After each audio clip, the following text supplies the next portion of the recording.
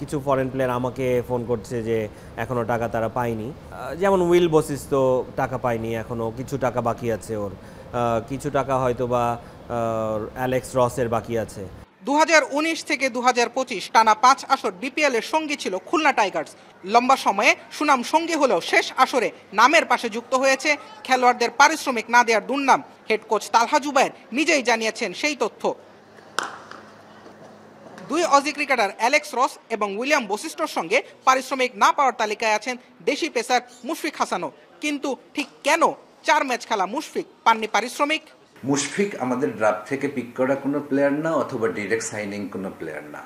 তার সাথে আমাদের কোনো অফিসিয়াল কোনো কন্ট্যাক্টও নাই, এবং টুর্নামেন্টের শেষের দিকে সে জয়েন করছে, সে কয়েকটা ম্যাচ আমাদের সাথে খেলছে।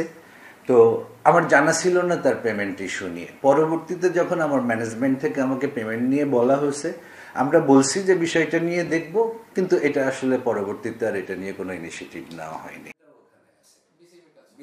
আর দুই অজি ক্রিকেটার বশিষ্ঠ এবং রসের বেতন ইস্যুতে খুলনা টাইগার্সের স্বত্বাধিকারী বল ঠেললেন বিসিবির দিকে, সঙ্গে জানালেন আগামী কদিনের মাঝে এর সমাধান হবে। অ্যালেক্স রস এবং ওই আপনার উইল বশিষ্ঠ, এই দুইজনের পেমেন্টটা আমাদের ক্রিকেট বোর্ডের কাছে দেওয়া আছে।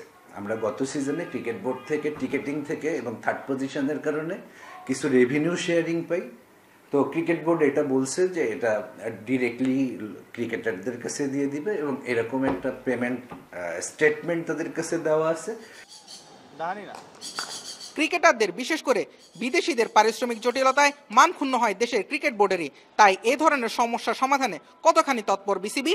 উত্তর জানতে বিপিএল গভর্নিং কাউন্সিলের কর্তাদের সঙ্গে বারবার যোগাযোগের চেষ্টা করেও সাড়া মেলেনি। জুবায়ের আহমেদ, এখন, ঢাকা।